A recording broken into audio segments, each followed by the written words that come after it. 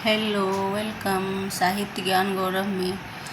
तो जैसा कि यूजीसी नेट का फॉर्म फिलअप हो रहे हैं और अब बहुत कम दिन बचा है, तो हम अब ये तथ्य देखते रहेंगे और परीक्षा उपयोगी, क्योंकि एग्ज़ाम पास में है तो थ्योरी तो नहीं पढ़ा सकते क्योंकि बहुत टाइम लग जाता है। तो हम मुख्य जो एग्ज़ाम में PYQ आए हैं वो भी और अलग से भी तथ्य देखते हैं। तो फिर देखते हैं कि मानो गोदान में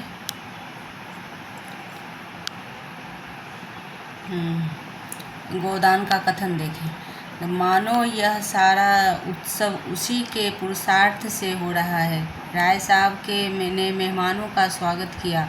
दोहरे बदन के ऊंचे आदमी थे, ऊंचे आदमी थे, गढ़ा हुआ शरीर और तेजस्वी चेहरा, ऊंचा माथा, गोरा रंग जिस पर सरबती रेशमी चादर खूब खिल रही थी।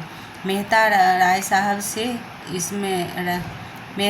साहब से मैं इतना जानता हूँ कि औजार से लोहार का काम करता है, औजार से लोहार काम करता है और उन्हें औजारों से सुंदर नहीं करता।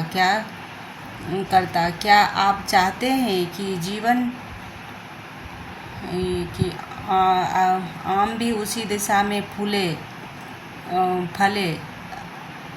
तो जैसे कि देखिए ये क्या है कि इतना मैं जानता हूँ, मेहता जी के साहब कहते। देखो ये राय साहब कैसे हैं, एक कथन ये है। अब कंटिन्यू तो है नहीं कि आपको स्पष्ट होगा, तो ये कथन है। तो फर्स्ट कथन ये है कि मानो यह सारा उत्सव उसी पुरुषार्थ के लिए है। राय साहब ने मेहमानों का स्वागत किया। दोहरा बदन तो एग्ज़ाम में इस तरह से ही आ जाएंगे और फिर चकमा खा जाते हैं, जिसे हमने अभी खाया है। तो ये है दोहरे बदन और 5 ऑप्शन में आ जाएंगे, कभी मिलान में आ जाएगा, कोई ठिकाना नहीं है। क्या हुआ? शरीर तेजस्वी, चेहरा ऊंचा, माथा, गोरा रंग जिस पर सरबती रेशमी चादर खूब खिल रही है। तो ये राय साहब का है। ये एक कथन हुआ, फर्स्ट कथन हुआ है ना। अब मैं भूल गई, यहाँ पे नंबरिंग करना था, भूल गई, सॉरी। अभी आगे से ध्यान रखूँगी। अब फिर मेहता साहब राय साहब से कहते हैं, ये दूसरा कथन है। मेहता राय साहब से कहते हैं कि मैं इतना जानता हूँ कि औजारों से लोहार काम करता है और उन्हें औजारों से सुंदर नहीं करता। क्या आप चाहते हैं कि आम भी उसी दशा में फूले जिसमें बबूल या तार? तो एक यहाँ तक है कि आम भी आप चाहते हैं राय साहब कि जैसे कि लोहार और सोनार एक ही औजार से काम नहीं करता। लोहार और सोनार जो है औजारों से काम नहीं करता है, ऐसा है। मेहता जी कहते हैं कि ये लोहार जो औजार से लोहार काम करता है वही सोनार भी उसी औजार से काम नहीं करता। और उसी तरह आम भी जो उसी दशा में फूले जैसे कि बबूल की या तार। तो मेरे ये धन केवल उन सुविधाओं का नाम है जिसमें मैं अपना जीवन सार्थक कर सकूं। और धन मेरे लिए फलने फूलने वाली चीज़ नहीं, केवल साधन है। मुझे धन की बिल्कुल इच्छा नहीं। आप यह साधन जुटा दें, उसमें मैं जीवन का उपयोग कर सकूं। तो ये राय साहब का, मेहता का कथन है राय साहब से। और राय साहब का ये है, राय साहब का ये पहला है, राय साहब का फर्स्ट है राय साहब का। तो फिर और देखते हैं आगे के कथन। अब ओंकारनाथ क्या कहता है? ओंकारनाथ का कथन देखिए, बहुत कन्फ्यूजन होता है एग्ज़ाम में। तो देखिए ओंकारनाथ का कथन। तो इसी तरह हर एक मजदूर का सकता है कि उसे काम करने की सुविधा के लिए 1000 महीने मजदूर कह सकता है। यहाँ कह होगा, कितना भी देखो मिसप्रिंट रहता ही है। यहाँ कह सकता है कि मुझे काम करने की सुविधाओं के लिए 1000 रुपये महीने। तो ये एग्ज़ाम में आ सकता है कि काम करने के लिए हर मजदूर कितना कह सकता है? 1000 रुपये। तो ये अलग तथ्य है। और अगर आप समझते हैं कि उस मजदूर के बगैर आपका काम नहीं चल सकता, वो आपको वह सुविधा देनी पड़ेगी। अगर या आप काम दूसरा मजदूर थोड़ी मजदूरी में कर दे, तो कोई जगह नहीं कि आप पहले मजदूर की खुशामद करें। तो ये देखिए मजदूर की बात कहाँ आई है, ओंकारनाथ कह रहा है उस जगह। तो ये जब एग्ज़ाम में आए तो ये ध्यान में रखना कि मजदूरी की बात जब ओंकारनाथ आया है तब हुआ है, और बीच में से कहीं से क्वेश्चन बनता है। और वो 1000 रुपये की बात का बोल रहे हैं कि यदि मजदूर कहे कि 1000 रुपये भी मिल जाए तो काम करने की ज़रूरत नहीं है। अगर मजदूरों के हाथ में अधिकार होता तो मजदूरों के लिए स्त्री और शराब उतना ही ज़रूरी सुविधा हो जाती जितनी फिलॉसफरों के लिए। अब देखो कि मजदूर तो इसमें कितना तथ्य छुपा हुआ है कि ओंकारनाथ ही बोल रहे हैं कि जैसे कि बड़े आदमी हैं जिनके पास पैसा है, ऐशो आराम है, तो वो तो सभी गलत काम भी करते हैं, अच्छे काम भी करते हैं, तो उनके लिए तो कुछ नहीं है। और यदि मज़दूरों के पास भी यदि मजदूरी मतलब अगर मज़दूरों में हाथ में अधिकार होता, मज़दूर के हाथ में अधिकार नहीं होता है, उसको तो मजदूरी बस काम होता है और बहुत नीचे दृष्टि से देखा जाता है। और उस समय तो और देखा जाता था, 36 में प्रकाशन हुआ है तो उससे पहले की बात है। तो गोदान, तो अगर मज़दूरों के हाथ में यदि अधिकार होता तो मज़दूरों के लिए स्त्री और शराब भी उतना ही ज़रूरी होता जितना हो जाती जितनी फिलासफरों के लिए। और फिलासफर कौन थे? तो मेहता थे, मिस्ता। और मेहता से ही वो बात बोल रहे हैं, मेहता से ही वो बात बोल रहे हैं। तो आप विश्वास मानिए मैं उनसे ईर्ष्या न करता। तो ये भी ओंकारनाथ का है, ओंकारनाथ का ही कथन है। तो फिर और आगे देखते हैं। तो देखिए ये क्लियर हो रहा है। और मैं ये क्या बोलते हैं, डिटेल से ना, ये एक और चैनल है उसमें डिटेल से आप पढ़ सकते हैं, गोदान देख सकते हैं। तो आप विश्वास मानिए मैं उनसे ईर्ष्या ना करता। तो जब आपका जीवन सार्थक करने के लिए इतनी, तो मेहता के लिए फिर ओंकारनाथ ही बोल रहा है, ये मेहता बोला। तो आप विश्वास ना मानिए मैं उनसे ईर्ष्या ना करता, तो ये मेहता बोला होगा। और फिर ओंकारनाथ बोलता है जब आपका जीवन सार्थक है, आपका जीवन सार्थक करने के लिए स्त्री इतनी आवश्यक है तो आप शादी क्यों नहीं कर लेते। मेहता की बातों से ओंकारनाथ ये बात कह रहा है। तो मेहता ने निसंकोच भाव से कहा इसलिए कि मैं समझता हूँ कि मुक्त भोग आत्मा है। मुक्त भोग आत्मा के विकास में बाधक नहीं होता। विवाह तो आत्मा को और जीवन को पिंजरे में बंद कर देना है। तो ये कथन PYQ है, ये कथन PYQ है।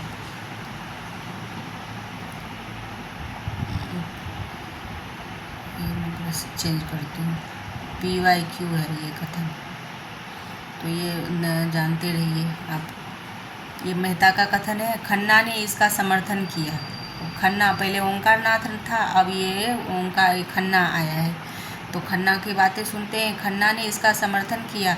बंधन और निग्रह पुरानी थ्योरी है और नई थ्योरी मुक्त भोग है। तो किसका ये कथन है? ये मेहता का नहीं मान लीजिएगा, क्योंकि इस तरह की बातें मेहता किया है तो खन्ना ने भी किया है। देखिए खन्ना ने कहा है कि मुक्त भोग की वस्तुएं, खन्ना ने इसका समर्थन किया। बंधन और निग्रह पुरानी थ्योरी है।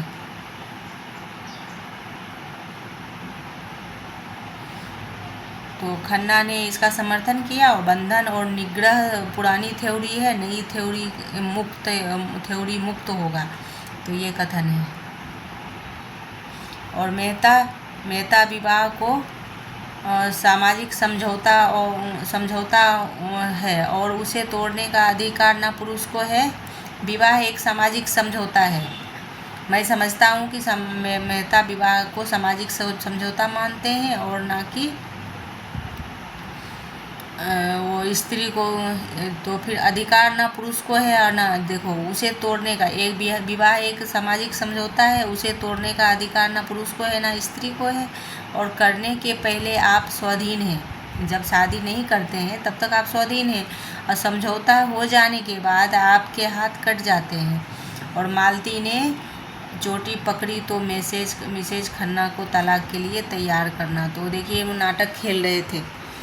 तो और भी बहुत सारे बीच में आया है कथन, मैंने कथन छांटा है और ये अलग कथन है, ये कथन अलग है। तो ये तलाक के लिए कौन तैयार कर रही थी? मिसेज खन्ना को।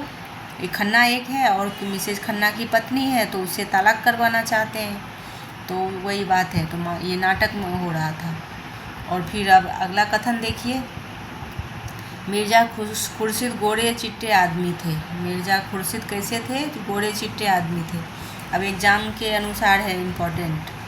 और यदि पढ़ना है तो गोदान पढ़ सकते हैं, ये अवेलेबल है ये नेट पे, क्या बोलते, यूट्यूब पे। तो मिर्ज़ा खुर्शीद गोरे चिट्टे आदमी थे, भूरे मूछ थी, बुरी बुरी मूछें, नीली आंखें, दोहरे आँख, चांद के बाल, सफाचट थे, छकलिया अचकन और चूड़ीदार पजामा था। तो देखो, वो राय साहब का रेशमी था और इसका चूड़ीदार पजामा था मिर्ज़ा खुर्शीद का। गोरे चिट्टे आदमी थे।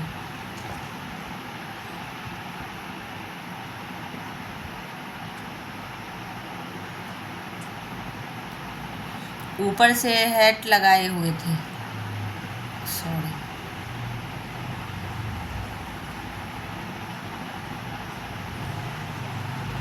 ये इसका बहुत सारा हो गया।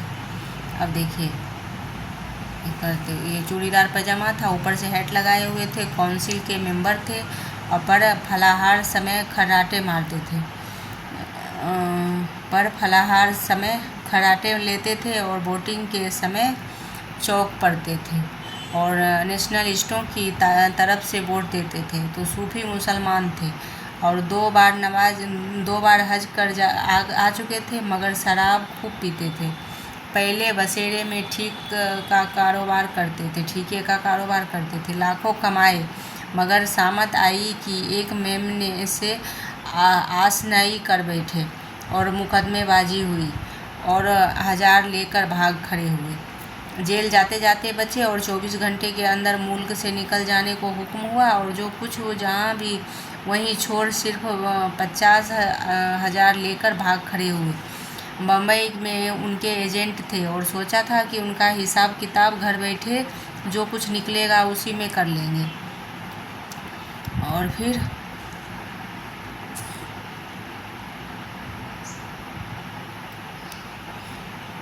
फिर बम्बई में एजेंट था और ये है, तो हिसाब किताब कर लेंगे, ज़िंदगी काट लेंगे। तो मगर एजेंटों ने जाल कटवाए और ये है।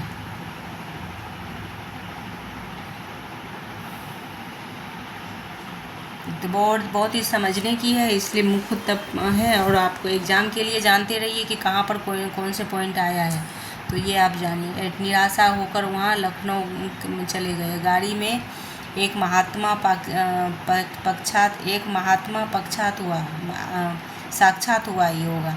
महात्मा जी ने उन्हें सब्ज बाग दिखाकर उनकी घड़ी अंगूठी सब ऐंठ लिया था, सब उड़ा ली। एक महात्मा का साक्षात्कार हुआ और वो कुछ ऐसे बातें नहीं करता है कि आपका भविष्य देखता हूँ, वही सब्ज बाग दिखाकर उनकी घड़ी अंगूठी रुपये उड़ा लिए। तो एग्ज़ाम में आ सकता है कि क्या क्या एक महात्मा क्या क्या उड़ाया था। तो सब्ज बाग है यहाँ पे, सब्ज बाग दिखाकर उनकी बड़ी ये घड़ी अंगूठी रुपये उड़ा लिए थे। और बेचारे लखनऊ पहुँचे तो कपड़े के सिवा कुछ ना था और राय साहब से पुरानी मुलाकात थी और कुछ उनकी मदद से, कुछ अन्य मित्रों की मदद से जूते दुकान और लखनऊ की सबसे चलती हुई जूते का दुकान थी। तो 4500 रोज़ बिक्री था। तो जनता को थोड़े ही दिनों में इतना विश्वास हो गया कि एक बड़े भारी मुसलमान ताल्लुकदार को नीचे दिखाकर काउंसिल में पहुंच गए। तो मतलब ये आए तो वहाँ से एक जूते का दुकान खोला और फिर वो बहुत अच्छा चल गया था। फिर और दूसरा और तथ्य देखते हैं आगे। अब देखिए, ये गोदान पेज के 63 नंबर पेज में है, तो आप यदि फुर्सत हो तो पढ़ सकते हैं, देख सकते हैं पेज निकाल के। और फिर देखती हूँ और दूसरा तथ्य।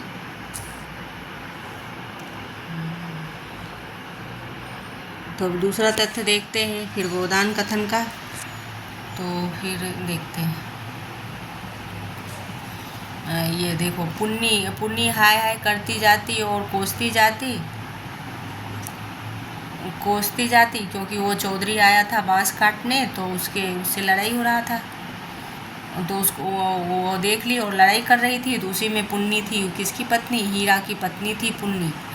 तो ये याद रखना है, हीरा की पत्नी पुन्नी थी। तेरी मिट्टी उठे, और उससे लड़ने लगी और उसको गाली बकने लगी थी, चौधरी को, जो होड़ी से वो बांस खरीदने आया था। तो कैसी कैसी गालियाँ देते हैं। और ये एग्ज़ाम में आए तो आप इसको लगाइएगा। तो तुझे मिट्टी उठे, तेरी हैजा हो जाए तुझे, और तुझे मरी आवे, देवी मैया तुझे लील जाए, और तुझे इन्फ्लुएंजा हो जाए, भगवान करे तू कोढ़ी हो जाए, हाथ पाँव कट गिरे। तो ये पुन्नी, हीरा की पत्नी, उसको चौधरी को कह रहा है, चौधरी को गाली दे रही है ना। उससे बोली बाला हो गया था, वो मना कर रही थी, बांस क्यों काटते हो, क्यों बेचा, ये सब करके वो लड़ने लगी थी। तो फिर ये है। और चौधरी ने चिलम दम लगाकर खींचते हुए कहा, उस लौंडे के पीछे। अब देखो दूसरा कथन है ये, तो कि देखो पूरी कहानी है, बहुत 2-3 पेज के हैं। तो खूब लड़ाई हुआ है, खूब खींचम खींची हुआ है, मारा मारी बहुत सारा हुआ है, तो 2-3 पेज में है। फिर अगला कथन ये है, चौधरी ने चिलम दबाकर कहा, कर खांसते हुए कहा, उस लौंडे के पीछे अपने बेटे के, जैसे कि, और इसमें तथ्य में महतो आएगा। महतो होरी महतो उसका नाम था, उसका सरनेम था महतो। तो कभी भी महतो करके आए तो आप कंफ्यूज नहीं होना, महतो होरी है। तो मैं होरी से बातें हो रही है चौधरी की। तो वो बोल रहा है कि आप, वो हालचाल पूछा होगा, तो वो बोला क्या कि कैसे हो। तो फिर चौधरी अपने घर की हाल बताने लगा कि उस लौंडे अपने बेटे के पीछे महतो मर बिटा, जवान बहू घर में बैठी थी और वह बिरादरी की दूसरी औरत के साथ परदेश में मौज करने चल दिया। बहू भी दूसरे के साथ निकल गई और बड़ी नाकिस जात है, और महतो किसी की नहीं होती, और ये महतो किसी की नहीं होती। कितना समझाया कि तू चाहे खा, जो चाहे पहन, मेरी नाक ना कटवा, मुद्दा कौन सुनता है। मतलब अपने बेटा तो बाहर चला गया और बहू को समझाने पे लगा था कि तुमको मैं कोई चीज़ का कमी नहीं होने दूंगा, तुम जो चाहे मैं खा पहन। तो फिर वो कथन बोलता है कि मुद्दा कौन सुनता है, औरत को भगवान सब कुछ दे, रूप ना दे, नहीं तो काबू में नहीं रहती, नहीं रहती। तो ये है। तो फिर ये महतो से, होड़ी से वो बात कर रहा है चौधरी। फिर अब उसकी हालचाल पूछता है कि होड़ी का हालचाल पूछता है चौधरी, कई पैराग्राफ में ही है। तो ये चौधरी ही बोल रहा है, कोठियाँ तो बट गई होंगी तुम्हारी, अपनी बात बोला और फिर साथ में बोला कोठियाँ तो बट गई होंगी। तो इसमें कोठियाँ का मतलब वो होगा कि वो ज़मीन जायदाद। तो होड़ी के 2 भाई थे, हीरा और शोभा, ये भी कथन है, याद रखना। तब फिर वो बोलता है, इसके आगे है, अभी मैं वो कथन लाई नहीं हूँ। तो उसमें होड़ी बोलता है कि हाँ, तो पोस पाल के भाइयों को बड़ा किया, हीरा और शोभा को, और मेरे धनिया ने क्या बेटे से कम माना था, इस तरह से बात वो बोलता है। और इसके बाद, इस कथन के बाद कि और वो तो सब बांट लिया और अलग हो गया। तो फिर आगे का कथन देखिए, धनुष यज्ञ का अभिनय निकट था। अब ये देखिए कथन है, 10-1 तक धनुष यज्ञ था, 10 से 1 तक धनुष यज्ञ था। तो ये देखिए कभी प्रश्न में बने कि कितने समय तक धनुष यज्ञ था। तो 10 से 1 तक, 10 से 1 तक धनुष यज्ञ, 1 से 3 तक प्रहसन था। और यह प्रोग्राम था। भोजन की तैयारी शुरू हो गई और मेहमानों के लिए बंगले में रहने के अलग प्रबंध था। खन्ना परिवार के लिए 2 कमरे रखे गए थे, और भी खन्ना परिवार के लिए कितने रखे गए थे, 2 कमरे, याद रखना थे। और मेहमान आ गए और सभी अपने अपने कमरे गए और कपड़े बदलकर, और भोजन जमा हो गया। और अच्छा, तो यहाँ छूत छात का कोई भेद नहीं था। यहाँ छुआछूत का कोई भेद नहीं था, सभी जातियाँ वर्णों के लोग साथ भोजन करने बैठ गए। केवल करने का इनकार था। भोजनालय में मेहमानों की संख्या 25 से कम न थी। शराब भी था और मांस भी था। इस उत्सव के लिए राय साहब अच्छी किस्म की शराब खास तौर पर मंगवाते थे, खींची जाती थी और दवा के नाम पर भी होती थी खालिस। और शराब दवा की नाम पर होती थी और मांस भी कई तरह के पकते थे और कोफ्ते, कबाब, पुलाव। अब ये देखिए एग्जाम में आएगा कि मांस कितने तरह के पकते थे, तो कई तरह के, और कोफ्ते, कबाब, पुलाव, मुर्गा, मुर्गियाँ, बकरा, हिरन, तीतर, मोर, जिसे जो पसंद हो वो खाए। तो वो जो यज्ञ, धनुष यज्ञ हो रहा था, उसमें ये बहुत ही इम्पोर्टेंट है धनुष यज्ञ का, इसमें एग्ज़ाम में आ सकते हैं। तो कभी PYQ में देखना आया हो, अभी तक तो मैं पढ़ी हूँ तो नहीं था ये, लेकिन ये इम्पॉर्टेंट है। अब एग्जामिनर यही ढूंढता है कि PYQ हल्ला हो गया है कि PYQ से प्रश्न फंसते हैं, तो अब वो उल्टा मतलब हम चले डाल तो वो चले पात, ऐसी हो गई है NTA की कथन। और देख रहे हैं कितनी वो हो रही है, हर जगह धांधली और बार बार प्रश्न ये लीक हो रहे हैं। प्रश्न MP सेट का एग्ज़ाम हुआ तो उसमें भी लीक आया था और फिर उसको दबा दिया गया, और अभी तक MP सेट का रिजल्ट भी नहीं आया है। सब कुछ आ गया है, रिजल्ट अभी तक नहीं दिया है। और सब जगह मतलब अब क्या बोलें, सरकार की कमी है कि किसकी कमी है। वो बोला जाता है कि बोलते हैं कि भ्रष्टाचार को मिटाने आए, और भ्रष्टाचार में लग रहा है कि खुद ही लिप्त हो रहे हैं। ऐसा BJP सरकार हो रहा है। अब किसी के बोलने में क्या समझ हो, लेकिन अपने को क्या समझ में आ रहा है, महंगाई इतनी हो गई कि घर से निकलना मुश्किल है। और मेरे मिस्टर कितना 50-60 हज़ार कमाते हैं, तो भी घर में कमी लगता है कि पूरे नहीं होते। क्योंकि बच्चे को पढ़ाओ तो बच्चे को देखो स्कूल में अलग 40-50-60 हज़ार का फी लेगा, और फिर उसको स्कूल के अलावा फिर ट्यूशन दो हर एक सब्जेक्ट का, और फिर उसमें भी पैसे लगते हैं। और कहाँ से गरीब मतलब मध्यम वर्ग हम लोग इतने सक्षम हैं, तो भी हम एक बच्चे को भी असंभव होता है पढ़ाना और घर का खर्चे चलाना। तो क्या बोला जाए। और इतनी, और हर क्षेत्र में हर वर्ग मर रहा है, चाहे शिक्षा के क्षेत्र में स्टूडेंट हो, चाहे गरीब हो। अब हाई सोसाइटी वाले भले जी रहे होंगे अच्छे से, मतलब जिसके पास बहुत पैसे हैं, और मध्यम वर्ग वाले तो यूं ही जा रहे हैं। तो अब इसमें क्या पढ़ें अपन। यदि तथ्य समझ में आए तो आप लाइक एवं सब्सक्राइब कीजिए, और यदि कमेंट कीजिए। यदि कुछ गलत बोलने में आया तो माफ़ी है, लेकिन गुस्सा तो आता है कि अपने इतने मर के पढ़ते हैं और फिर क्या होता है, रिजल्ट क्या होता है। तो थैंक यू, धन्यवाद। और आगे के क्लास के लिए वेट कीजिए, और लाइक एवं सब्सक्राइब कीजिएगा तो आगे के नोटिफिकेशन मिल जाएगा। Thank you.